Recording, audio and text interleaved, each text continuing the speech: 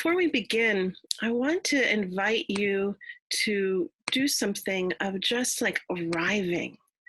We're going to talk about storytelling, and the thing about storytelling is that it happens in the listening, and the listening happens in the focused place.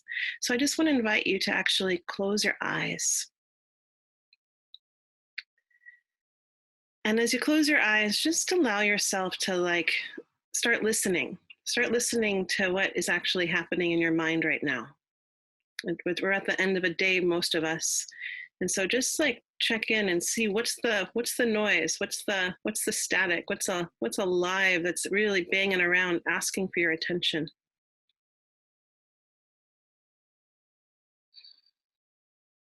And maybe some of that can just go to the side for the next couple of hours. But maybe there's something in you that's kicking and so alive right now and really asking for your attention in such a way that it can't quiet. And I'm going to just offer up this moment to listen to that piece that is refusing to be silenced even when asked politely. And perhaps there is a way in our time together that we can meet this piece in you, this piece that is asking to be heard. Perhaps we can actually focus our attention so clearly and with so much intent that we can actually, what comes through this conversation, through this collective conversation, through our gathering together, that what you need to hear to speak to that piece that won't quiet. Let's invite that extra attuned listening for you today.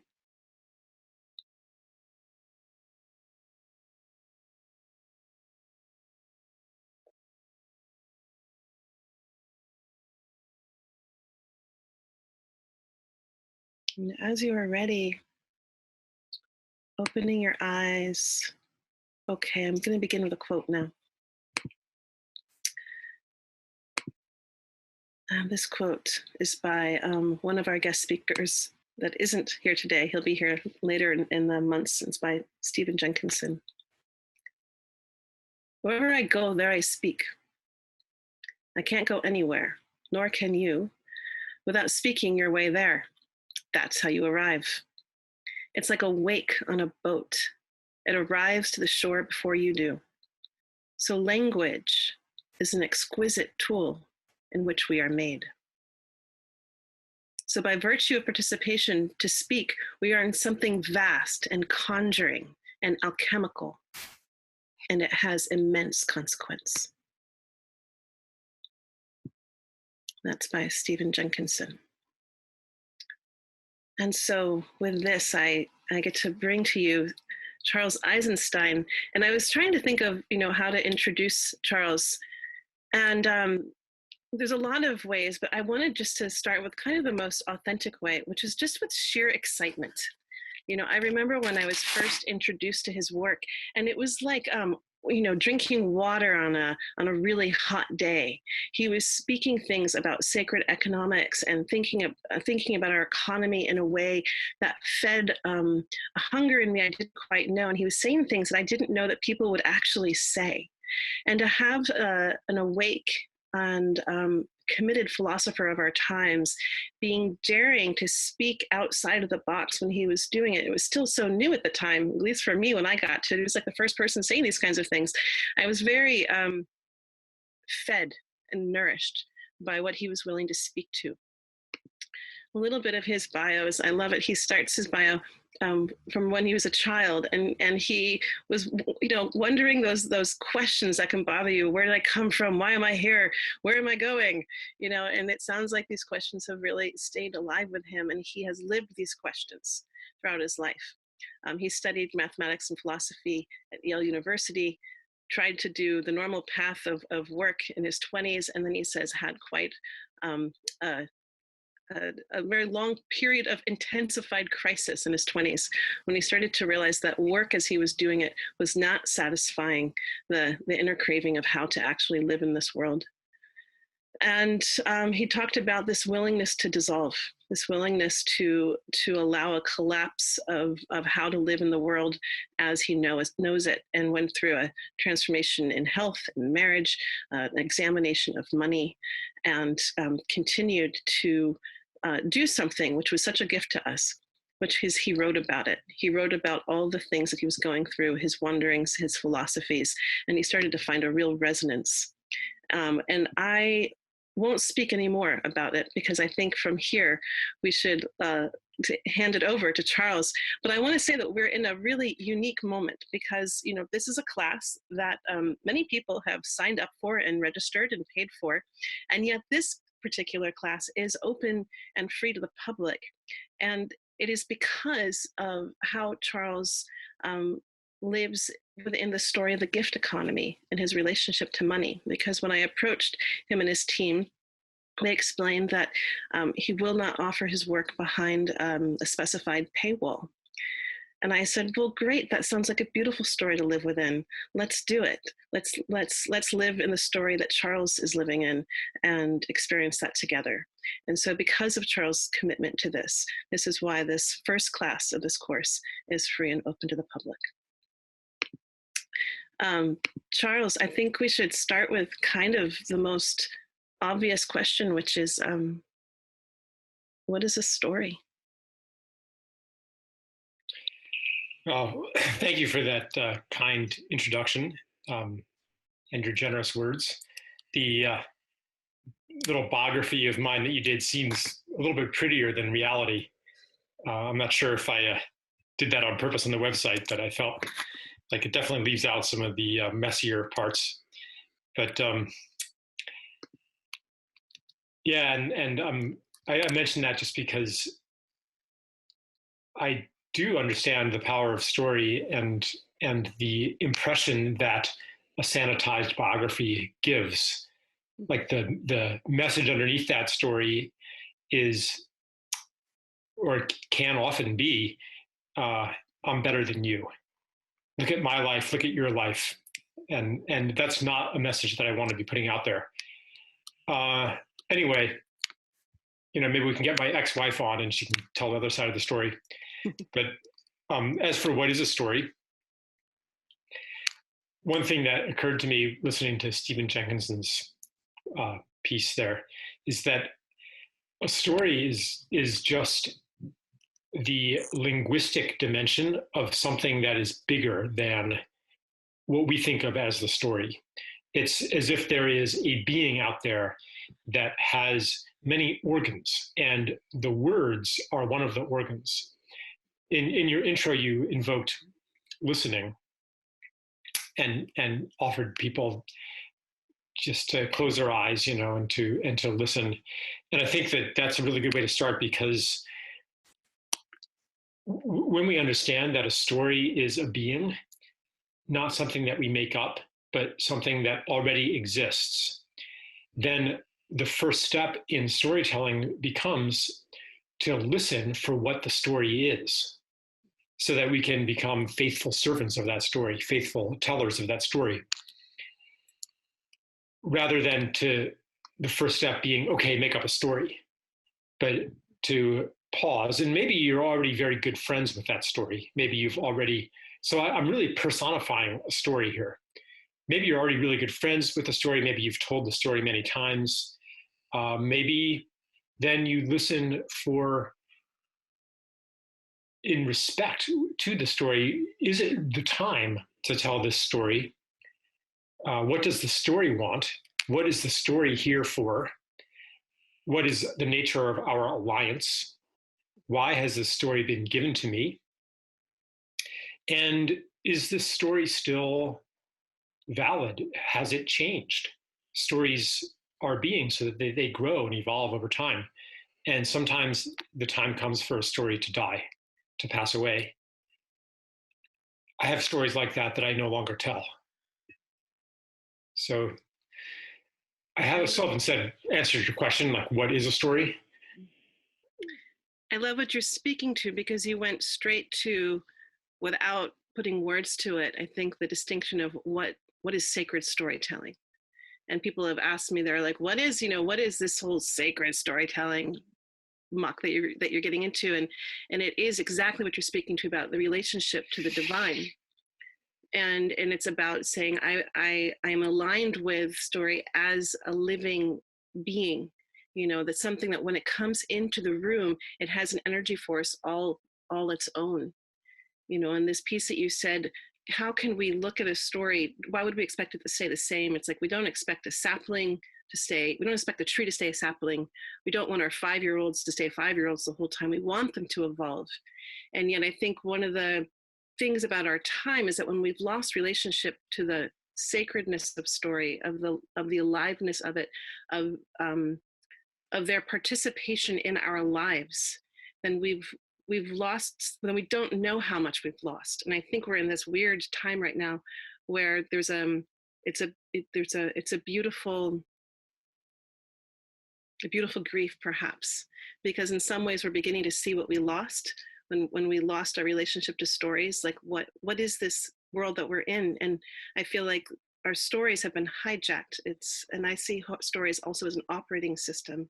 It's the way that we understand our belief systems, our values. It's how we see possibility. And I'm curious about your relationship with story, because I know that you are very committed to the new story. And I'm thinking of Joseph Campbell talking about the new stories that would be coming in.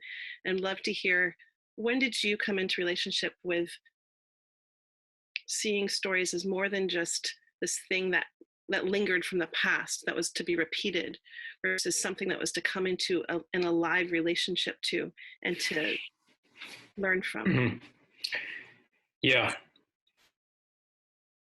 I think that I really started thinking about story and the way that it, I won't say creates reality, but the way that it participates in the formation of reality when I studied economics, writing the book that you mentioned before, Sacred Economics, because this thing, money, that we blame for most of the world's problems, with good reason. You trace back any atrocity or any ill on this planet, and usually there's somebody profiting from it, or there's the profit motive underneath it, and realizing that money is simply an agreement that something has value, and that agreement is part of a whole constellation of agreements that assign meanings to symbols and assign roles to human beings and govern our behavior in ways that wouldn't make sense if we weren't participating in that story. People do the most ridiculous things. Like if we had a world without money, they would be ridiculous. The only reason they're doing them is to make money. Like, why else would you, go into the, drive to the airport every day and push a mop around that place, so that was a milestone in my understanding of the world creating power of story. And then on a deeper level, then looking at, I looked at what contains the story that we call money, and named that the story of separation, which in some sense goes all the way to the bottom, telling us who we are, what's real, how the world works, what's important, what's valuable, what are human beings for. Our story gives us the answers to these things. And buying into that story, accepting the premises of that story, which essentially says that we are these discrete, separate individuals in a world that is other, an objective universe of forces and masses that runs on like a machine, whether or not we participate in it, observe it, question it, and so on. That basic worldview, when we have that, then all of the consequences that we see in our civilization are inevitable. Like when we see, so when we see the world as composed of arbitrary forces that are indifferent to human well-being and that have no purpose and intelligence of their own inherently, and that the only purpose and intelligence and order is what we impose upon the world, then of course human progress becomes a matter of becoming more and more effective in imposing order, and our well-being depends on insulating ourselves from the indifferent forces of nature or harnessing them to our purposes. So the entire conquest of nature is an outgrowth of this story of self. And then, as we know, the story and the civilization that has grown from it generates crises that we cannot solve from the story of separation. They're impossible to solve, and are converging today in what I believe is a kind of a birth process or an initiatory process, an ordeal even, that is propelling us out of the story of separation and into not a new story yet, but a space between stories where we do not have the answers anymore to these questions. And that's uncomfortable, to not have the answers to who are you and how do you live a life? Like, we used to have a cultural prescription for how to live a life. And if you lived it, you would feel fulfilled. 100 years ago, if you did your best to become a captain of industry, or to participate in this grand civilizational project of conquering nature and spreading the Western ideal to the rest of the world, to make them like us. Like, this was, it was a robust story at the time. And if you participated in it, you felt, yeah, life has meaning. I know who I am. I know why I'm here. I know what I'm doing. And we don't have that anymore. So therefore, many people are searching for some way to bring meaning to their lives. And there isn't anything obvious. There's nothing systemic now. And yeah, we can find things, individually, but as far as getting a job, doing the things that are meaningful to me, generally speaking, the system is not set up that way. Well, it's fascinating what you're speaking to, and I really, what I love what you've done is you've simplified these greater stories, in terms of you speaking to, it's a story of separation. When we look at these different stories, when we look at the story of separation, great, like what kind of roles are we inevitably, if we are attached to living in that story unconsciously, then there's also roles that we're attached to living in as well, perhaps unconsciously. When we can get conscious of it is when we have this unique opportunity to change roles or pop out of the story. And I feel like when I was reading your biography, I felt you do that, where I grew up in the story of capitalism, and I grew up in the story of, this is what you were going to do if you were going to become happy. You were going to get married, you're going to have kids, you're going to get a job, you were going to get promoted, you were going to become a VP, mm-hmm. and then you're going to get a great car and a really big house and a pool, and that was the story of happy, mm-hmm. And when I look at that now, I look at, well, that's an interesting story that was given to me at a very young age through our media systems, through our movies, through our TV. I was shown what happy looked like. And within that system, then it was up to me to find which role I was going to play within that mm-hmm. story. But someone's profiting off of that story. A lot of people are profiting off of that story.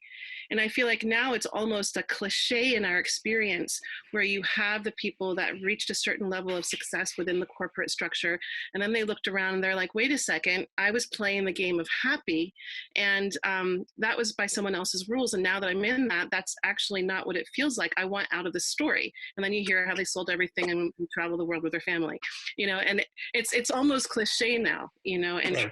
Of this escaping from that story structure. And I feel like one of the clearest ways that I've started seeing people do that is doing exactly what you did, which was naming it at its core. We're at the story of separation, we're at the story of loss, we're at the story of, of consumption, and the thing that also I just want to speak to was this moment that you just spoke to, where the space in between stories. And I feel like that's and then what? And then what happens? And it's like, that's what classic, exciting parts of storytelling is. And I feel like in the climate, and I really want to get to this because I know you just wrote this book about the new story of climate change. I, as someone who spent a lot of years, as an environmental media and trying to figure out how do we take this information and then give it back in ways people know what to do with it. I've learned that now there's all the science that says we can't metabolize information and facts. So when all we get are facts and information about the state of the world, there's nothing that doesn't work with our operating system. So like when we hear the story in 2050, the oceans are going to empty. There's no, and then what? There's no grace to that moment that you just spoke to of we're in between stories.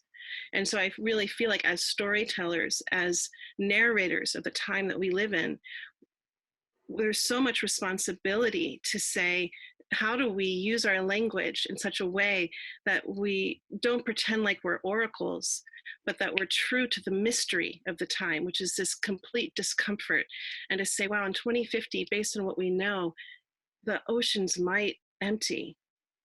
It looks that way. Empty of life, you mean? Empty of life, right.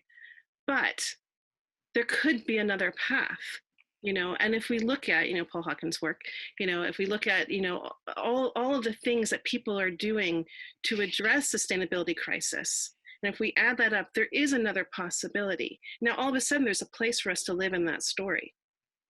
Whereas before, there's no place for us to live. I'm interested to hear what you're saying in terms of what do you feel like are the key ingredients of creating a new story around climate? Okay, so I'm going to maybe backtrack a little bit here. You've brought up a lot of things.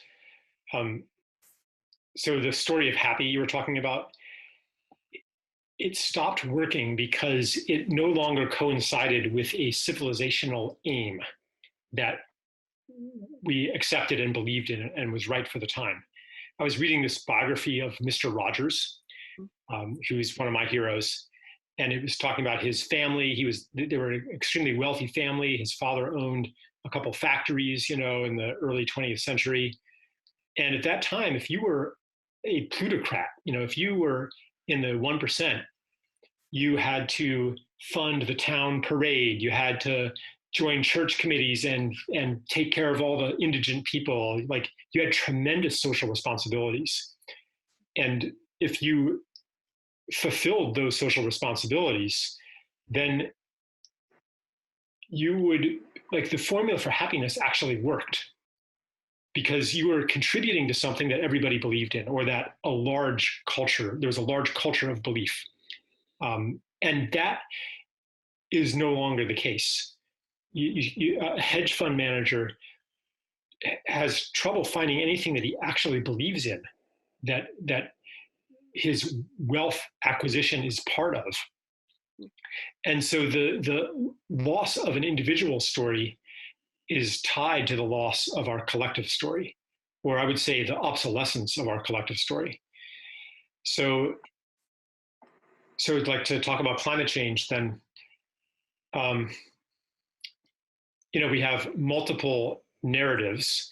What you said about facts and information and how they don't change people's minds, that's because people will filter out the information that doesn't fit their story, that doesn't fit their paradigm. And why do they do that? Because their story about the way the world is includes their story about who they are in the world. So I read, in doing the research for this book, I read across the spectrum, from like the Guy McPherson near-term extinction alarmists to like kind of the mainstream, to the skeptics, the people who don't believe global warming is happening or that it's not a dangerous thing. And what I discovered across the board is that people are pretty much impervious to any evidence that violates their narrative. And also, these narratives, these are not merely isolated intellectual constructs that you randomly are assigned to, depending on what childhood influences or information that you come to. They are part, as I said at the beginning, these narratives, these stories are part of a larger being that co-resonates with the emotional, spiritual, psychological state of the individual. People are drawn to certain stories, to certain worldviews, depending on their particular constellation of unmet needs and I guess met needs too, like their personal constellation of being that attracts them to a story. So like you said, if you try to disrupt that story, if they are still in the state of being that is served or that co-resonates with their existing story, they're just going to, they'll have an immune system that will block that information. So, and then there's deeper and deeper levels of stories. So so in our moment, in our historical moment of extreme polarization, which has just intensified over the last 10 or 20 years, I've never seen anything like it in my life, the degree of polarization in politics today. In this context, whether it is, warring factions on an issue or even like a warring couple who's going through a divorce, and each has their story about the other. What I look for in these situations is, what do both sides secretly agree on, unconsciously agree on? And what do they take for granted? And what are they both ignoring? So this is what I did with climate. What unifies everybody from the most fervent alarmists to the most entrenched skeptics? One of the things is this assumption that global temperatures are an accurate and valid proxy for ecological health. So that means that if you are an alarmist, you say, temperatures are rising, we're doomed, things are terrible. And if you're a skeptic, you say, temperatures are not rising, therefore we're fine. But what I have confirmed, at least to my own satisfaction, is that the biggest threat to the planet is not global warming. It's the killing of life, the destruction of ecosystems, the disappearance of 99% of the whales, the 50% depletion in fish biomass over the course of my lifetime, the 80% depletion in flying insect biomass over the course of my lifetime, the deforestation that has reduced the number of trees by half in the last, can't remember how many 100 years. Like these, the 100-year-long experiment that we've conducted by dousing the environment with insecticides and herbicides again and again and again. Like, what does that do to the ecosystem? And so what I came to is that even if we cut emissions to zero, it's not like emissions aren't a problem, but even if we cut them to zero, if we continue to destroy forests, wetlands, fish, sea turtles, whales, apex predators, seagrass meadows through development, et cetera, mangroves, then the earth will die a death of a million cuts. And that there's even a deeper story underneath this, which is like, or the new story that I'm advocating, I call it the living planet view, which says the planet is alive. All of these ecosystems are its organs, the species, they're its tissues, and we have to take care of these things. So there's a lot of overlap with Paul Hawken's approach, which, goes way beyond emissions. He talks a lot about regenerative agriculture and conservation and restoration and things like that. And so I'm advocating for a story that fundamentally is based on love and not fear of the bad things that'll happen to us if we don't change. I think this is such a critical piece that you're speaking to. What I'm hearing you do two very distinct things. We're taking like a high political, charged topic, and we've been playing with it in this real conceptual way. We've been speaking about it in such a conceptual terms. And I'm hearing you call for, can we bring it into the heart, and can we make it personal? Can we actually speak about what this is in a way that isn't out there, but it's in here? And so carbon, it's like, I don't see carbon, I don't feel carbon. Sure, I feel carbon, but it's like, we've made it about these things that we don't know really how to be in conscious relationship to. And what I'm hearing you say is, let's flip this story. Let's change the narrative, and let's make this about what it really is about. It's about life. is what I'm hearing you Yeah. saying. And it's about honoring life.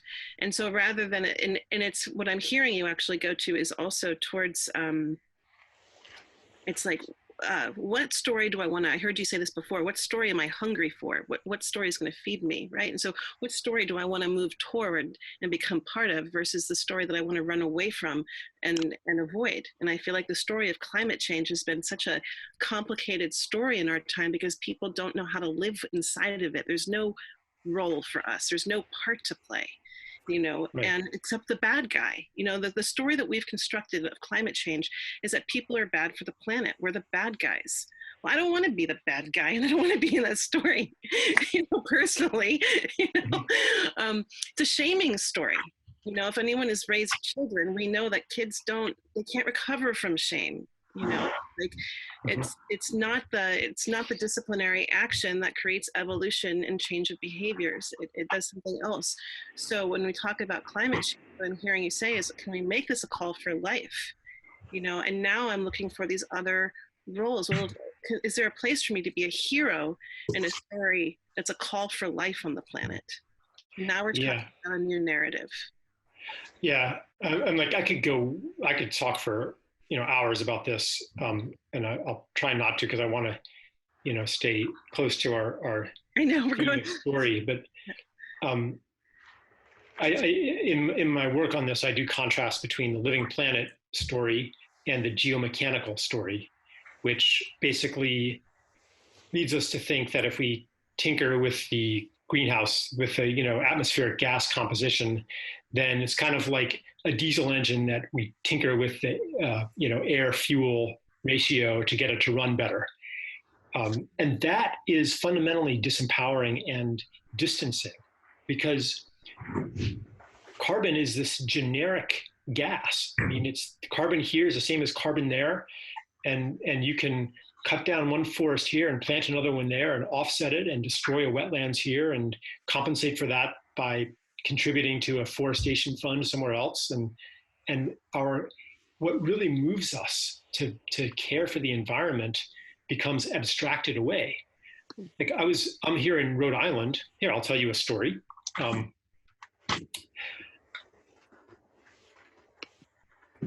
story that's calling to be told. I was walking on the beach with my wife Stella. She grew up in Rhode Island, and we came across these tidal pools and stuff. And I was looking for life in these pools, and there was hardly anything. And she said, when I was a kid, we would see all kinds of life in these pools: sea anemones, crabs, mussels. Like, they were full of living things. And now almost nothing. And we felt sad about that.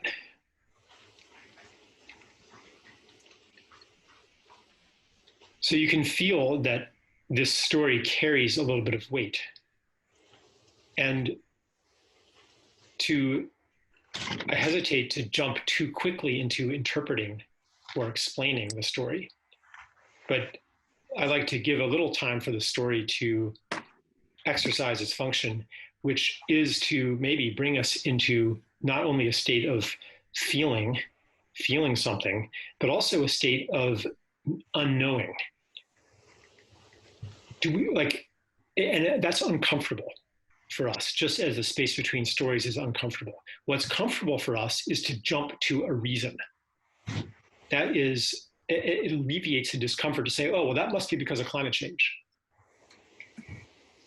We usually jump to the reason that validates the world story that we already carry, the one that validates ourselves, that makes us right, that is consistent with the identity that we hold.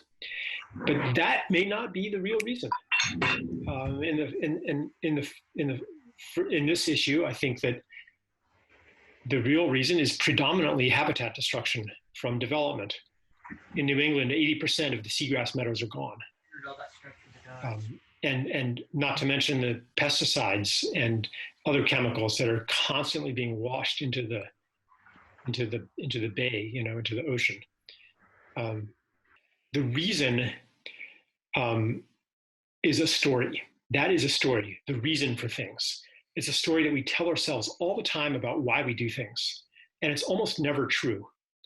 Almost always the reason that we give for why we did something is the reason that preserves our self-image or that preserves our worldview. But ordinarily, we don't know. And there's all kinds of psychological research that confirms this, that the reasons people give for why they do things are not actually the real reasons.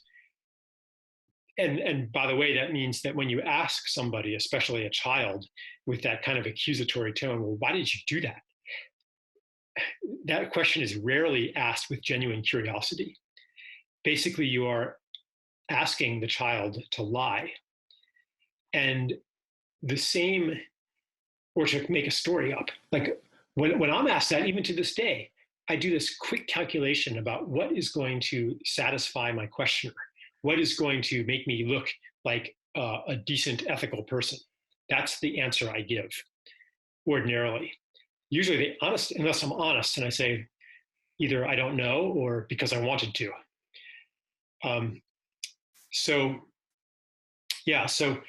So the basic principle of the reason being a story then leads us to look at the reasons we give. What story do they contribute to? What do they preserve? What do they not threaten?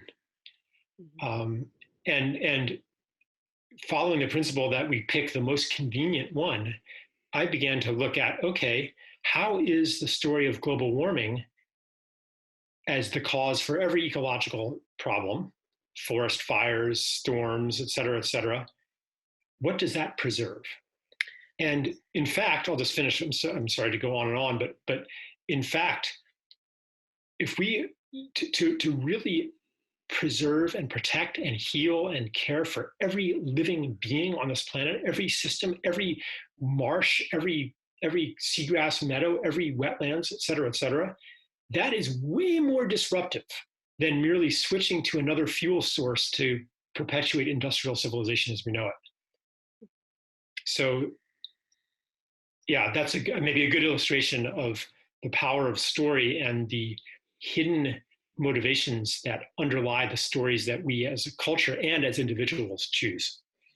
And I love what you're saying about the hidden motivations of the story. I feel like we went way out, and I'm like, oh, bring us back in terms of how did we start, which was what's the difference between what's the distinction between a sacred story and, I don't want to call it not sacred story, but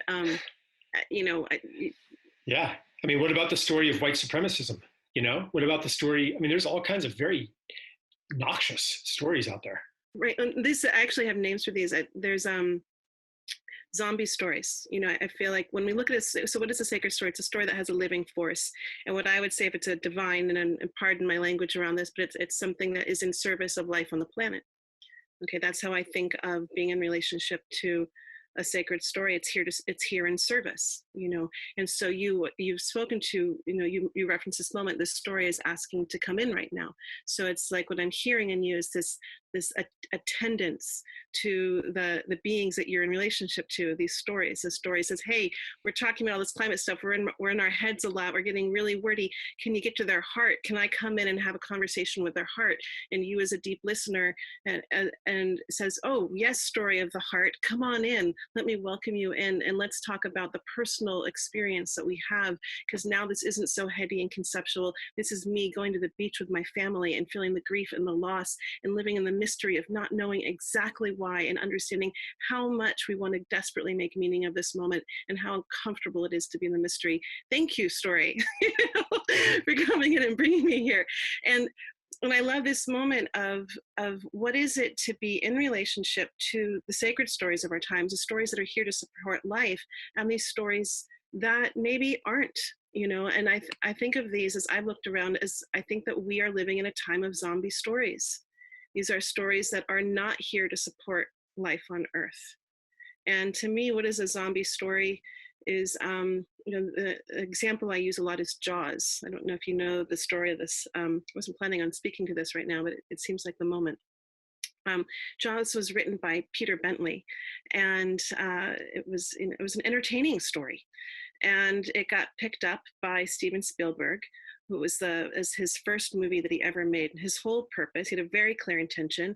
It was to get recognized, to get known, so he could become a famous director.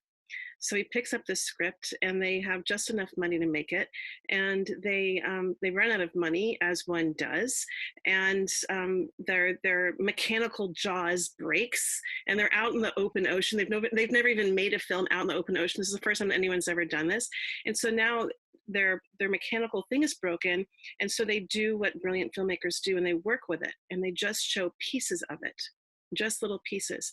So now what has happened is, because we don't actually see the whole thing, the Jaws, this thing has become, the shark has become a symbolic reference for our fear of the unknown, for our fear of death. Right? We're like in the land of symbols, the ocean being the mystery, the unknown, Jaws now being the death. And what ends up happening through the course of this time is that it becomes socially acceptable for us to kill off this keystone species. And I was saying, like, as a child, I was terrified of sharks because of that movie. I didn't even want the plastic shark in my bathtub. And it has become this acceptable thing to kill them off. And now we understand that this could actually become, it's one of the main dangers of our oceans right now, is this missing keystone species. When Peter Bentley realized what had happened and what he was responsible for as a storyteller, he spent the rest of his life trying to undo the damage that he had done. Mm-hmm. Steven Spielberg has not claimed any responsibility. Mm-hmm. But I really think it's important, as these stories that are, creating our value systems, what we believe is possible, is influencing our fears, is influencing how we see ourselves being in the world. Why is it that still I'm afraid to go dive into the open ocean? I'm afraid of sharks. There aren't any sharks there anymore, and I'm still afraid to dive into the open ocean because of this one movie.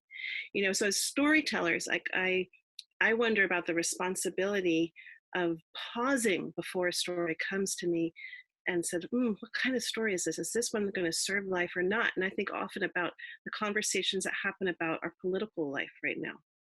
And I've been hearing a lot of the story of Trump. And what I hear a lot in the rooms that I'm sitting in, the story of Trump, what I'm really hearing is a story of victimhood, the story of feeling out of control. I hear a lot of the story of making someone into a monster. When I hear the story of making someone into a monster, I also see the story of refusing to examine my own monster, this othering. And to me, when I hear the story of othering, that's when I get really scared, because it goes back to every ancient fairy tale that we have, which talks about, as soon as we forbid someone from the table of communion, a curse is cast on the castle. And I think that there's so much ancient wisdom in these old stories. And if we don't understand how to apply them to our lives, and Michael Mead will come speak to us next month, and I'm sure he'll say lots about this. Sorry, I just kind of went on a little rampage over there. So coming back, I'd love to know about, what are the wisdom stories that you carry? What are the stories that inform you personally in these times that gets you through?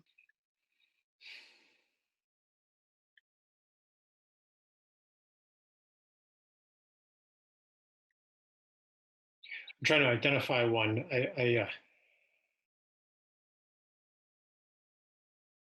I do derive a lot of nourishment from traditional, like fairy tales even. I'm always on the lookout for what I would call true stories.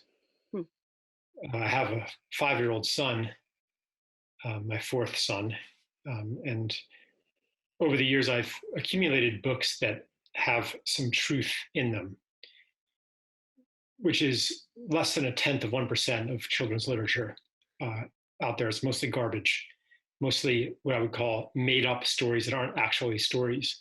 But some of them carry like this mythological feel, like the Wizard of Oz, that there's all kinds of unconscious symbols in there that work really well. Or The Cat in the Hat, or How the Grinch Stole Christmas. And most of the traditional fairy tales, they communicate wisdom that is not necessary to decode it in order to receive the medicine of the story. So, for example, and we tend to misinterpret those stories just as people misinterpret, as you were saying, the significance of Donald Trump and basically divert the meaning into their pre-constructed narratives, which, as you were saying, is mostly about how terrible the other people are. That's what both sides of the political spectrum agree on, that the problem is all the horrible people on the other side. Near unanimity in that. One side thinks that the horrible people are the libtards, and the ethnic minorities, et cetera, and the other side thinks that the horrible people are the deplorable, racist, gun nuts, et cetera. Each has a dehumanizing story about the other. What is in common is dehumanization. So we tend to pour our experiences and our information into stories. I think I already said this, into the stories that are familiar to us and that validate who we have been. So the question then, in taking in new stories or deciding what story to tell, like you were saying, does it serve life? I would even offer, because people are pretty good at rationalizing how their choices actually serve life. Adolf Hitler fervently believed that he was serving the greater good. For me, the question is more, does this story that I'm telling, or that I'm telling about myself or to myself, does it resonate with who I truly am, or who I am becoming, or who am I wanting to become? And if it is resonant with that which I am becoming, there could be some discomfort in the story, but there's also a ring of truth to it. So, yeah, it'd be interesting to listen to Michael Meade about this. I really enjoy listening to people who can decode and unpack some of these traditional stories. It's a very intuitive thing. Like I read the Grimm's fairy tales and things, and once in a while I get a hit, like The Princess and the Pea. The one where she is invited to the prince's castle, and his mother wants to make sure that she's a suitable bride for him, so she puts a dried pea under 20 mattresses, and then she sleeps there. And then the next morning she asks, well, how did you sleep? And she says, oh, it was terrible. There was some kind of lump. I was tossing and turning. I'm all bruised, So the conventional kind of feminist mind says, well, this is a story about the delicate woman and et cetera, patriarchal. But actually what it's about is about the exquisite sensitivity to any buried wrongness that is being tested. Mm. So these are sacred stories that we need to learn to trust and not to arrogantly take control of and turn toward smaller purposes than they're here for. So I don't know. I haven't told you like a particular story that is nourishing me right now. I think you just did, actually. Okay. I mean, I think that's a profound piece that you just spoke to, and what I'm hearing in your speaking it is the willingness to allow the wisdom of the story to speak to you. It's as if the words of the story are just the code, and it's the capacity to open up your own intuitiveness, your own deep listening, to allow the story to speak to that place that speaks from within, that speaks to the moment of our times. I mean, to me, that is such a beautiful example of allowing the story to live in the times that we're in, right? It's not about the crazy woman. It's about the feminine that's so attuned, and the feminine lives in men and women, right? It's the feminine that's so attuned to the world that it can feel the imbalance no matter how small, Hmm. you know. Right. And that is, you couldn't have made a more beautiful example of what it is to be in relationship to a living story, to allow Hmm. it to live in the moment that we're in. And it Hmm. was born out of a different consciousness, that story, right? If we were to go back and track its ancestry and understand, we'd learn something also. But to understand and let it live so profoundly in the times that we're in, that it gives us a way to live sanely in insane times. I don't remember that expression, but like if you don't feel a little insane in insane times, then I'm not saying it right, but it's like you should feel a little insane in these times because they're insane Hmm. times, you know. Hmm. And so for the story to say, hey, it's okay if you feel upset and disrupted and out of your nervous system, because those are the times that we're living in, Yeah. and you're not crazy for being able to feel it. Right. Tossing and turning and you can't sleep. I'm restless. There's something wrong here. Waking up bruised and like this discomfort that won't go away no matter how much comfort you overlay on top of it. There's a wrongness in the world that will not let us rest. Yeah, really powerful story Mm-hmm. and validating too. Mm-hmm. Mm-hmm. Yeah, your anxiety is not because there's something wrong with you, Mm-hmm. It's because something's right with you. right? Because you can feel what's there, no matter how many layers people try to put between you and it to not let you see it, you can still feel it. Mm-hmm. And I feel like that's almost a liberating story, because how much anxiousness do we have in our society right now? We have so many people are saying, I'm so anxious. And it's like we're trying to drug people and drug people and drug people rather than say, you're right. You can feel the thing that you might not be able to see. Now let's talk. So what a beautiful Mm-hmm. story for our time. So I'd love to start carrying that one forward. I Cool. have this. um, I'll share my piece, then I'd love to hear your piece on the memorizing of stories. The thing that there's a lot of different ways that we can speak to with our stories.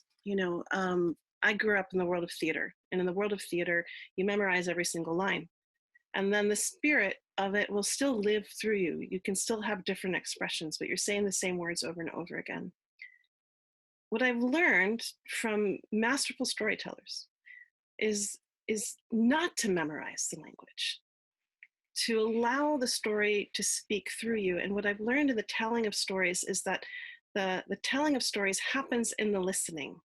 It literally, I'm going to do a whole class on this later, so I'm not going to get into it in great detail, but the science of what happens when our brains connect in this co-creating reality. So stories happen in the listening. And what I've learned is that whoever's listening actually calls out different parts of the story. And so last night we actually had this amazing thing happen. We did one of the intro sessions, and we were all telling creation stories to each other. And I told the same creation story I've told over 50 times, and different words came out to say the exact same thing. And it was a story of how the stars came to be. And, the hummingbird goes, it's like all the different animals try to go take off the blanket that's been thrown down on the earth because I'm telling you the story all backwards here. Let me rewind. Here's the story. Once upon a time,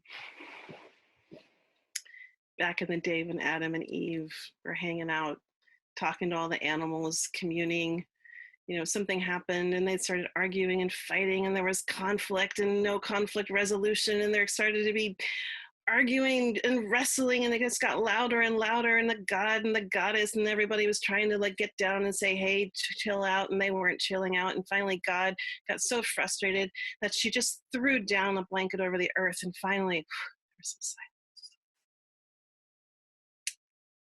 And Adam was like, don't worry, I got this. I'm going to go get that blanket and pull it off.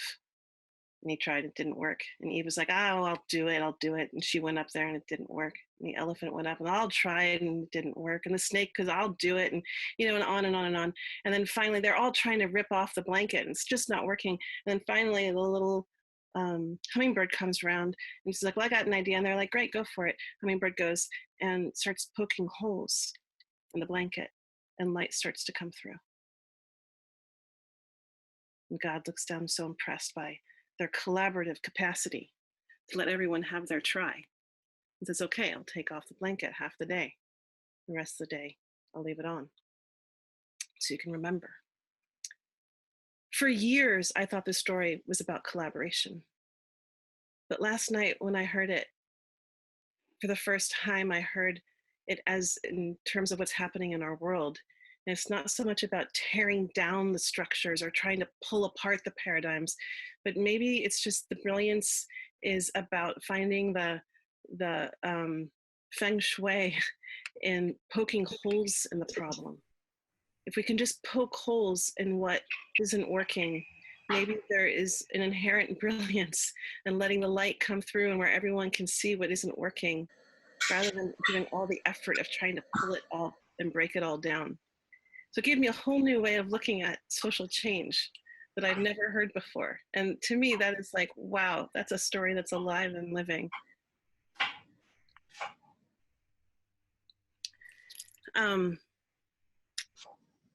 Changing stories.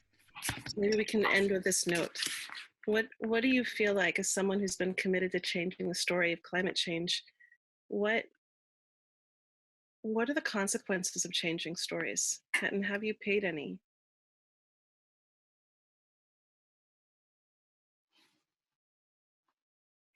Let me first say a word about memorizing stories. Yeah.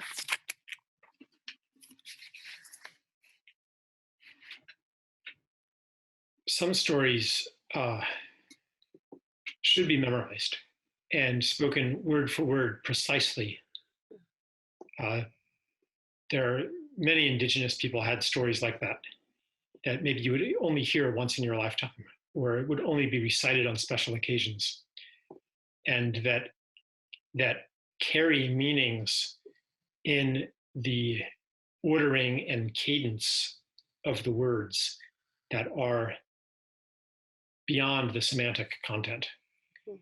We have very little understanding in the dominant civilization of the art and science and power of storytelling.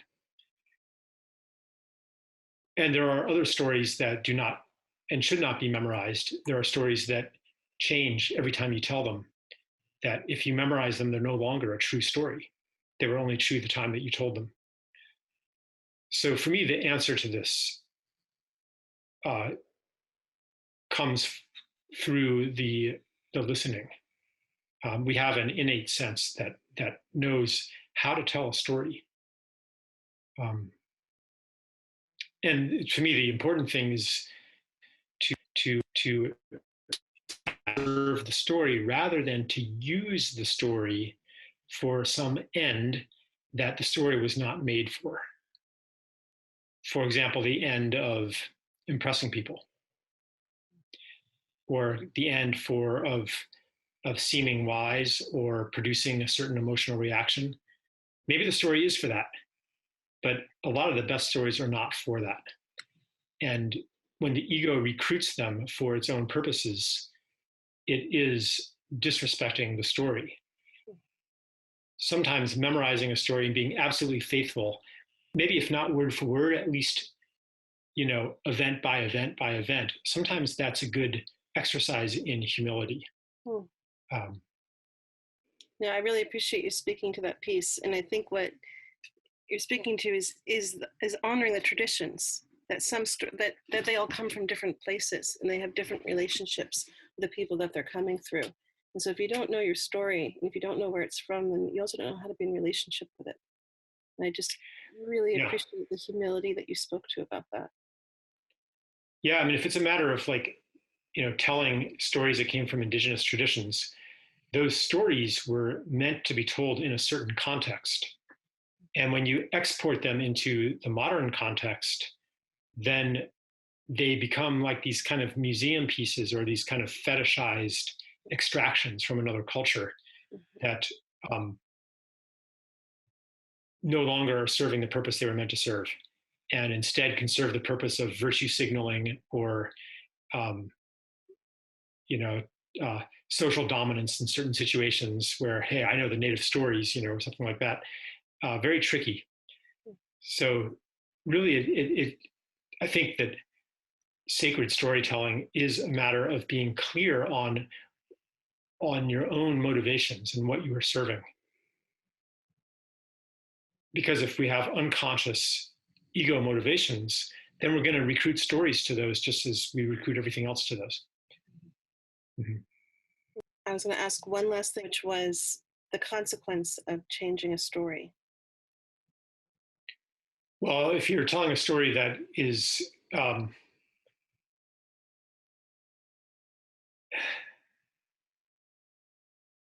that contradicts the dominant narrative, then you can get in trouble. People get upset. If you are telling a story that doesn't fit into a polarized position, then even if you do not fit into the opposite pole either, this is happening to me sometimes now, then both sides might reject you. In a war situation, pacifists are detested more than the enemy is, because the enemy validates your identity, but the pacifist calls it into question, calls into question the entire frame of the narrative that puts you as the good guy. So this is something that probably a lot of peace workers have encountered. And my climate book, my work around climate is very much a peace narrative, and is provoking a little bit of reaction among some people. But I do my best to preempt that, and do that by really understanding the story that other people are sitting in, and being able to speak their story as well as they can, because then they don't think that, oh, I just don't get it, or I haven't listened. Yeah, I feel like it comes back to something that you spoke to before, also is around resonance. Is there resonance? Like when we start to rewire and rework a story, especially you just took one about climate change, you took it from us being the bad guys to something else. We can only believe it. It'll only stay alive in us if it can live inside of us and if there's resonance. Mm-hmm. Otherwise, It's just, another thing trying to get me to buy something, which I'll forget soon enough. Right. Jaws, like let's not get Peter Bentley, I mean, the reason that it became a movie and a big hit is that it served a certain need of the culture. Like if it weren't going to be that story, it was going to be something else. This cultural energy needed to be expressed and taken to its extreme and made manifest. Like the culture was prime for a movie like that. So it really wasn't, I don't really think it was his fault, although I'm happy that he's now trying to tell a different story, because I think we're ready for a different story. Yeah, well, I'm pretty sure Peter Bentley has died now. But I think that as storytellers, I think it is imperative that we, especially if we're going to be really conscious about it, that we really take into consideration the motivation. Just because we're reflecting back, I feel like as performers, as musicians, as storytellers, there's two different ways that we can play, if I'm going to be so oversimplified. We can be mirroring back what's in the collective consciousness, and what you're saying is Jaws was a reflection of like, hey, that was there, I'm just showing you it's there, or am I going to am I going to be a mirror, or am I going to be a conscious creator for what I'm inviting into the room? And I feel like there is a decision point as a storyteller. It's like, sure, I can be reflecting back just what's here and say, here you go, here's your mirror. Or I could also be bringing something that I'm very aware of that is in service of, and so one of the stories that makes me wonder a lot is like Black Panther.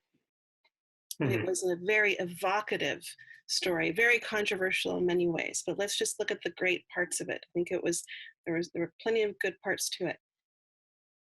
And I felt like they were so close at the very end to telling a new story. They were so close.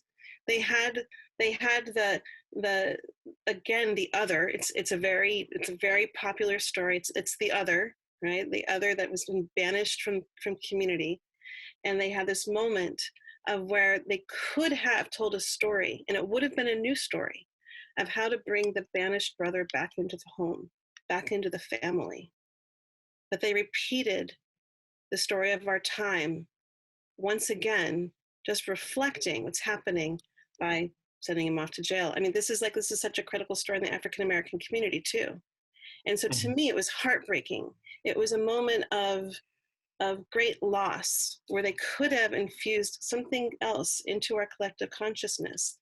But instead of giving a new way, of showing a new path, of providing a little bit of wisdom and teaching, they just reflected back what's already here. And I think as conscientious storytellers, which is what we're gathering for, it's like, what role do we, how conscious are we of the stories that we're bringing through?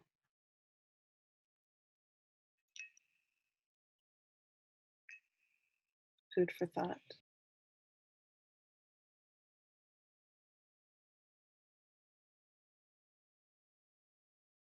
No tactic will work unless you are able to speak to the part of that politician that actually wants to do the right thing and that wants to be in service to life.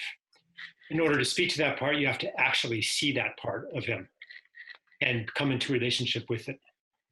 When you can see it and you speak to it, then the appropriate tactics, the appropriate words will become obvious to you and will be unique and dependent on that situation. What works in one situation may not work in another situation, but the creativity to come up with the right thing to say at the right moment is a product of being in relationship to the part of him that wants what you want. Thank you. That's helpful. And then there's skills that come on top of that, but that's a prerequisite. Unless you are able to apply so much psychological and financial and physical force to him that you can make him do what you want. But that's the job of the oil lobbyists, not you. Yeah. They're the ones with the power, not you. You have to invite him into the revolution. Right.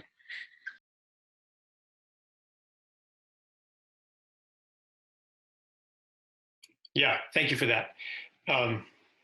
I addressed that at the beginning of Sacred Economics. I said that by sacred, I mean a relationship in which we recognize the uniqueness and relatedness of the object that we're calling sacred. So what isn't sacred then, it's maybe easier to say what isn't sacred, is something that has been abstracted from its web of relationships to all things and rendered into a standard generic object, like a commodity,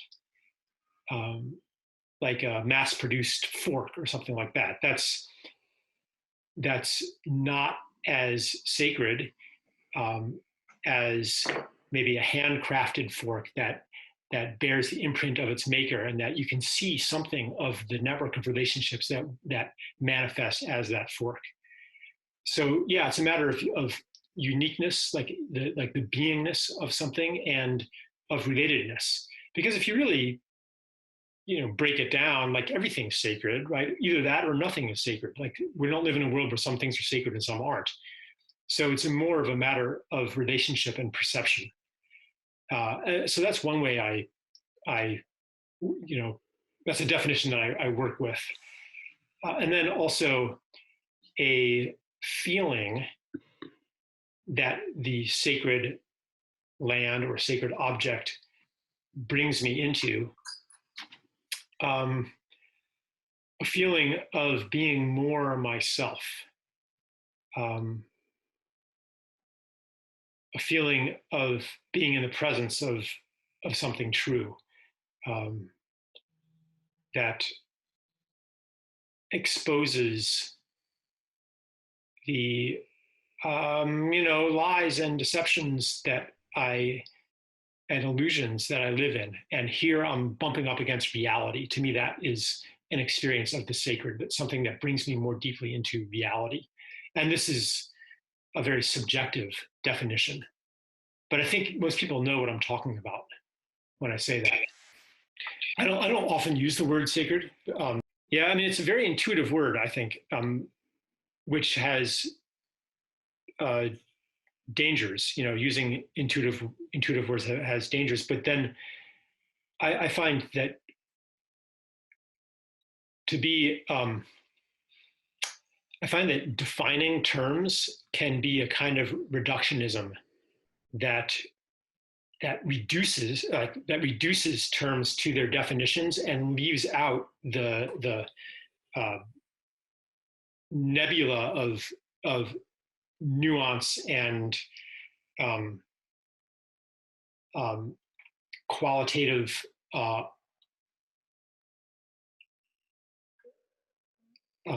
meanings that are not easy to articulate. Like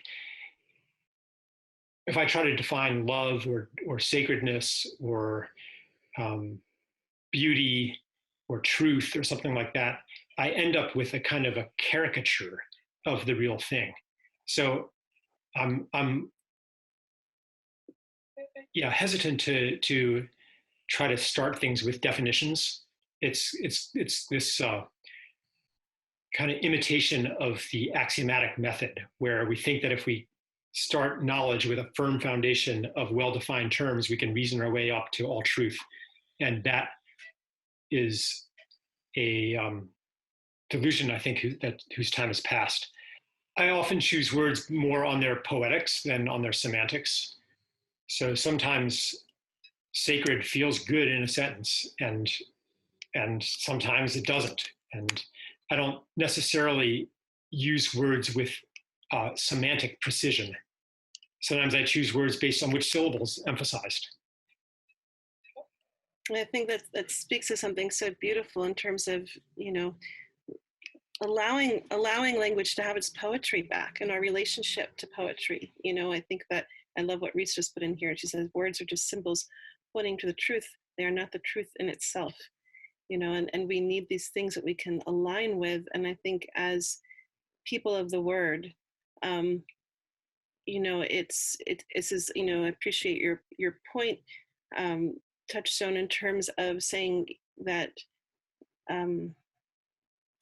it's so complex because we think we know what we mean when we say a word. You know, when I use the word social justice, man, I can get righteous really fast because I know that social justice is good. Right up until I talked to some friend of mine where social justice meant being abused. You know, and I had never thought of it in that way. And it was such a beautiful moment and such a smack in my own face. And talk about being learning humility, about the moment we get righteous about something is the moment that we're out of alignment with what's happening, you know, and what the potential of it could be. What's coming to me is Thoreau's maxim.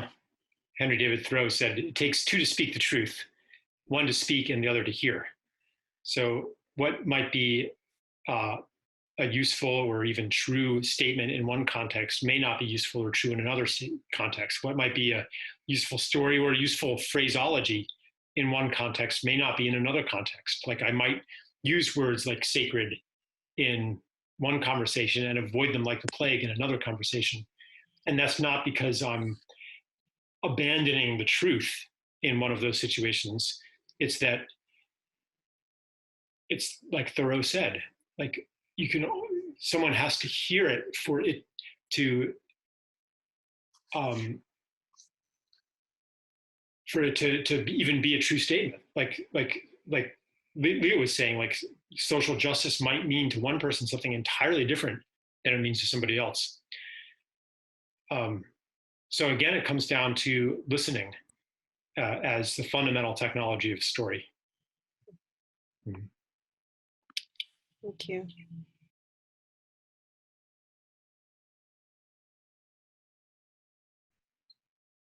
Yeah. So to love something, we have to see it as worthy of love or as a being that can be loved.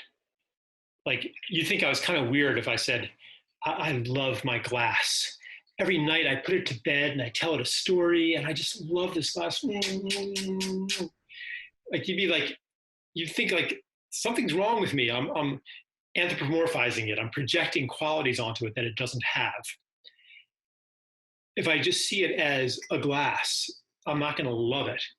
If I see a mountain as just a source of minerals, if I see a river as just a source of water for my factory, if I see a forest as in terms of its board feet of lumber, if I see it as an ensemble of resources, then I'm not going to love it.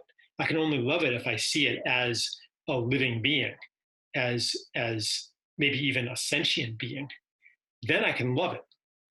So underneath, so basically, I think we have as human beings an innate love of the rest of life, but we are living in a story that short circuits that loving impulse and basically says to us, if you actually love it, you're irrational. So this comes into environmental discourse where more and more the narrative has turned to costs and benefits, the economic losses, the human suffering that is going to be caused if we continue to degrade the environment. Rather than, and that's different from how it was up until like the 1970s at least, where people were not saying, save the whales because of all the benefits to us. They were saying, save the whales because these are such magnificent creatures and we love them. And I think that we need to go back to that narrative,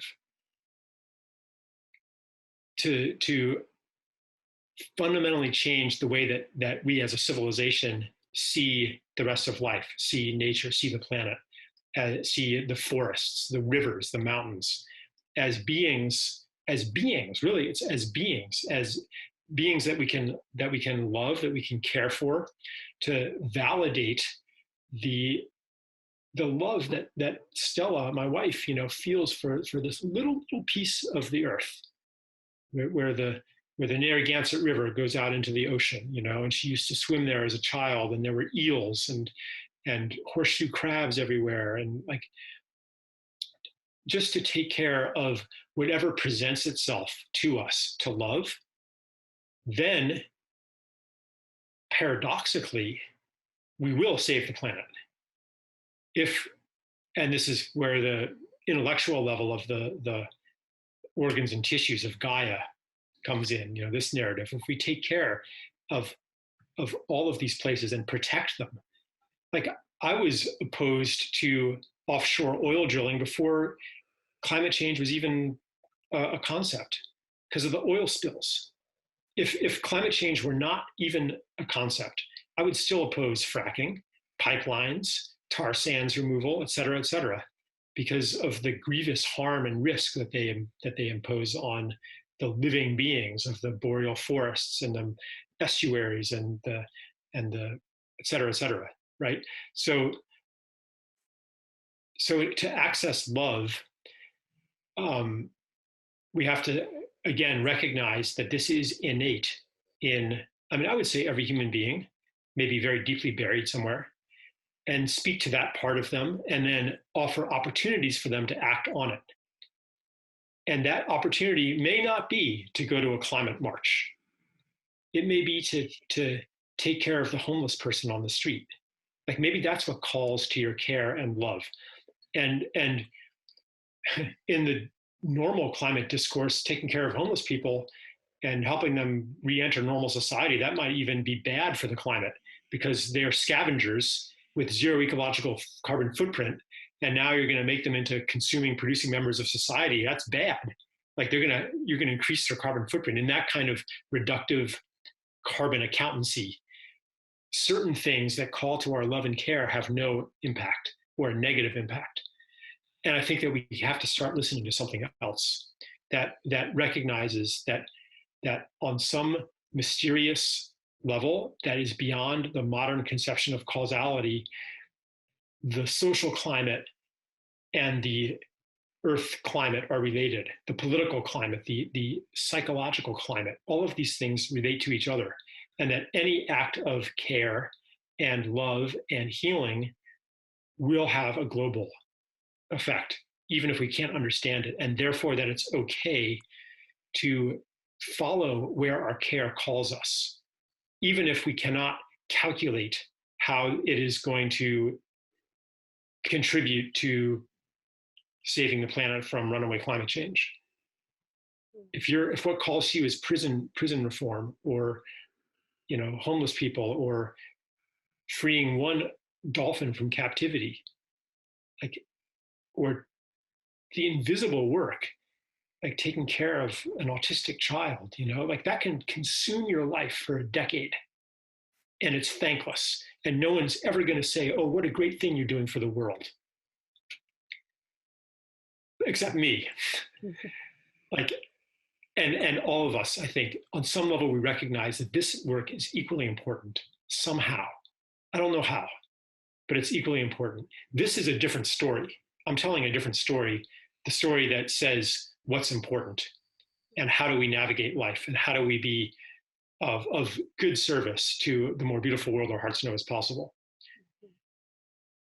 So yeah, that's to recognize the love that is there and to give opportunity and permission for someone to act from that. Thank you, Charles. Thank you so much. And what I'm hearing in that final story is the story of that we're all connected. That whether our love and kindness goes towards the whales or to an autistic child or towards a dying parent or to someone in prison, that it's the impulse. I'm hearing the story of that, that we matter. I'm hearing the story of that the way that we live our lives matters, and that it doesn't matter maybe which direction it goes in, but that it goes in a direction, and that it's that connection that feeds the whole. So thank you for your time and your consideration and for your continued deep commitment to this work. Thank you, Leah.